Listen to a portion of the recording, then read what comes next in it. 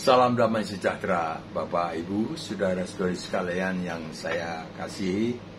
Terima kasih sudah berkenan bergabung bincang-bincang di channel Apologet. Murtadin perlu tahu ini. Sharing ke 109 dengan topik Tuhannya orang Kristen mati atau tidak? Tuhannya orang Kristen mati atau tidak? Kristen bingung dengan konsep ketuhanannya. Demikian kata Bapak Yahya Waloni. Ketika ditanya, orang Kristen menjawab, Tuhan Yesus mati untuk menebus dosa-dosa umat manusia. Ditanya lagi, apakah Tuhan bisa mati? Tidak bisa toh? Mereka jawab, iya, Tuhan tidak bisa mati. Tetapi Tuhan kalian mati disalib atau tidak? Orang Kristen bingung, kata Bapak Yahya Waloni. Demikian dalam narasi penyesatannya. Itu kan narasi Pak Yahya Waloni untuk membawa orang Kristen yang lemah imannya menjadi mu'alaf. Seperti beliau sendiri dulu kan Kristen, sekarang mu'alaf. Orang yang murtad itu tidak mungkin bisa dibaharui sekali lagi sehingga mereka bisa bertobat, sebab mereka telah menyalibkan lagi anak Allah yang telah wafat, menggantikan mereka dihukum di kayu salib, supaya mereka tidak dihukum, tetapi mereka telah membuang keselamatan yang sebesar itu. Tidak ada ampun lagi bagi mereka, dan mereka tidak bisa bertobat kembali. Ini bukan urusan niat manusia, gampang nanti kembali lagi. Ini menyangkut dunia roh, kuasa penguasa di udara, di mana iblis ada di situ, menjadi raja, penguasai mereka yang telah masuk ke dalam kerajaannya, tidak bisa melepaskan diri kembali. Camkan ini baik-baik. Singkat saja dan serius, silahkan dengar baik-baik, wahai orang Kristen dan non-Kristen yang mencari keselamatan dengan sungguh-sungguh. Saya membawa Anda sekalian kepada fakta, bukan teori agama. Buka kalender kalian. Sekarang, tahun 2025 Masehi. Pada tahun 1 Masehi terjadi di Israel, perawan Maria didatangi malaikat Gabriel. Jibril memberitahu bahwa dia, perawan Maria, akan mengandung dari Roh Kudus dan melahirkan seorang bayi laki-laki. Hendaknya diberi nama Yesus.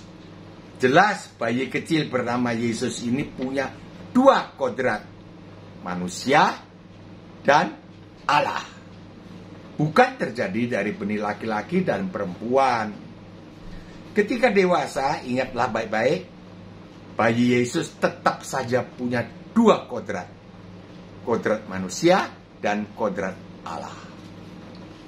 Kodrat yang diprioritaskan untuk ditampilkan selama 33 tahun di dunia adalah kodrat manusia, di mana kodrat Allah tetap melekat, tanda kutip, di dalam beliau.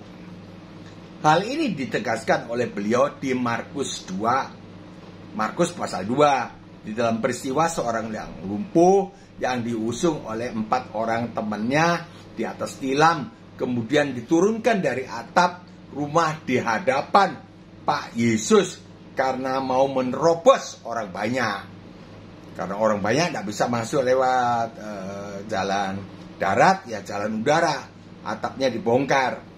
Saya gunakan predikat Bapak bagi Yesus Kristus karena beliau sedang menampilkan diri sebagai manusia. Ya di dalamnya tetap melekat ada Tuhan, tapi yang ditampilkan itu manusia, karena kedatangan beliau ke dunia ini untuk menjadi manusia. Firman itu telah menjadi manusia, Yohanes 1:14. Ketika beliau melihat orang lumpuh ini, beliau bersabda, beliau berkata, "Hai anakku, dosamu sudah diampuni." Bukan, "Hai anakku, bangkitlah, berjalanlah." Tidak begitu. Tapi yang diucapkan, yang disabdakan adalah, hai anakku, dosamu sudah diampuni. Di situ banyak ahli Taurat dan mereka berpikir dalam hati mereka, mengapa orang ini berkata demikian? Ia menghujat Allah. Siapa yang dapat mengampuni dosa selain daripada Allah sendiri?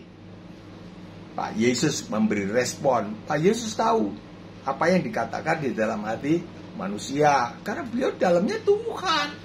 Biar sekarang para pendengar dan apa yang di dalam hati saya, Opa Bagio, Mbak Bagio, beliau tahu manakah lebih mudah mengatakan dosamu sudah diampuni, mana lebih mudah, atau bangunlah, angkatlah tilammu, berjalanlah, mana lebih gampang? Bagaimana pendapat yang terhormat para viewers sekalian? Mana yang lebih mudah diucapkan? Kalimat pertama, dosamu sudah diampuni, atau kalimat kedua, bangunlah, angkatlah tilammu, dan berjalanlah. Mana lebih gampang? Tentu sama mudahnya, bukan? Nah, ini kuisnya Tuhan Yesus, Pak Yesus. Tentu sama mudahnya. Tetapi mengapa beliau memilih kalimat pertama yang tidak ada hubungannya sama sekali dengan orang yang menderita lumpuh? Dosamu sudah diampuni. Kan tidak ada hubungannya. Mengapa? Ayat 10, ini Mbah Opa Bagio Bahagia kutipkan persis. Tetapi aku mengatakan, dosamu sudah diampuni, supaya kamu tahu bahwa di dunia ini aku adalah Allah yang berkuasa mengampuni dosa. Nah, ini statement mau menyatakan dirinya secara elegan. Tidak mau sembarangan, pakai teka-teki dulu. Setelah bersabda demikian, barulah beliau berkata kepada orang lumpuh itu, ayat 11, kepadamu kukatakan, bangunlah, angkatlah tilammu, angkatlah tempat tidurmu, dan pulanglah ke rumahmu. Jadi tujuannya ini, beliau katakan dosamu sudah diampuni adalah untuk menyatakan, memancing orang, kemudian untuk beliau menyatakan bahwa beliau adalah Allah di dunia ini. Cuma satu-satunya ayat ini. Kalau Lukas 13 tidak bisa dipakai untuk ini, tidak bisa. Engkau tahu bahwa aku ini guru dan Tuhan, bukan Tuhan. Guru dan Tuhan. Kalau di sini jelas, Pak Yesus mengatakan bahwa diri beliau itu dua kodratnya. Kau lihat aku sederhana begini, tapi di dalamku ini aku adalah Allah yang berkuasa mengampuni dosa. Tapi sesungguhnya beliau tidak mengampuni dosa loh. Berkuasa mengampuni dosa. Dengan cara, yaitu apa? Mencurahkan darah lebih dulu. Baru ada pengampunan. Matius 26-28. Jadi jelas bayi Yesus ini bertumbuh menjadi seorang laki-laki dewasa yang memiliki dua kodrat. Pertama, sebagai manusia tidak berdosa. Manusia tidak berdosa. Ini tangan kanan loh saya. Kalau di video tangan kiri, tapi Mbak pakai tangan kanan ya. Mbak tidak pakai tangan kiri, menunjuk kepada patungnya beliau. Tapi Mbak tidak menyembah patung ini, tidak. Tuhan Yesus ada di atas, di sorga. Pertama sebagai manusia tak berdosa, dan kedua sebagai Allah atau Tuhan. Namun kodrat yang diprioritaskan, kodratnya kan dua tadi, untuk ditampilkan selama 33 tahun di dunia ini, tahun 1 sampai tahun 33, adalah kodrat manusia. Sebab memang maksud kedatangan beliau ke dunia adalah untuk melaksanakan mega proyek milik Allah, yaitu menyelamatkan umat manusia luput dari hukuman yang dituntut oleh hukum Taurat akibat dosa-dosa yang dilakukan oleh umat manusia. Proyek ini hanya bisa dikerjakan oleh seorang manusia tidak berdosa, bukan oleh seorang Tuhan, tanda kutip.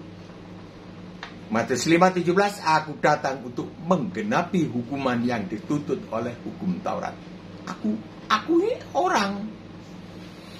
Prioritasnya orang, tapi di dalamnya Tuhan. Jadi jangan bingung, orang Kristen jangan bingung, juga non Kristen jangan bingung.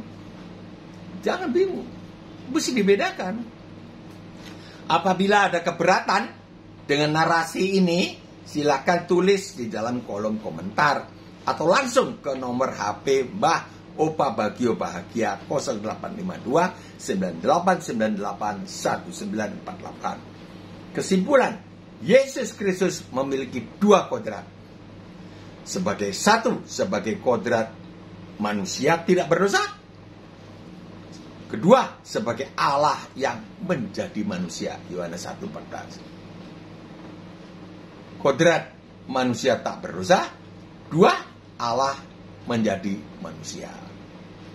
Prioritas utama selama di dunia selama 33 tahun adalah sebagai manusia tidak berdosa.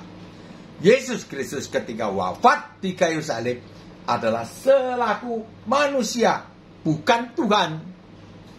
Tapi tetap nempel, Tuhannya tetap nempel itu. Bagaimana istilahnya nggak? Melekat. Ya nempel lah di dalam beliau. Yesus Kristus ketika bangkit dari kematian adalah selaku Tuhan yang mengenakan tubuh manusia yang tembus tembok. Nah, ini tubuh yang disempurnakan. Nah, semua orang mati yang percaya pada beliau akan dibangkitkan mengenakan tubuh yang tembus tembok ini. Sama seperti tubuhnya beliau ketika bangkit dari antara orang mati. Bisa pindah tempat di dalam sekejap. Mau ke Galilea, set, sampai.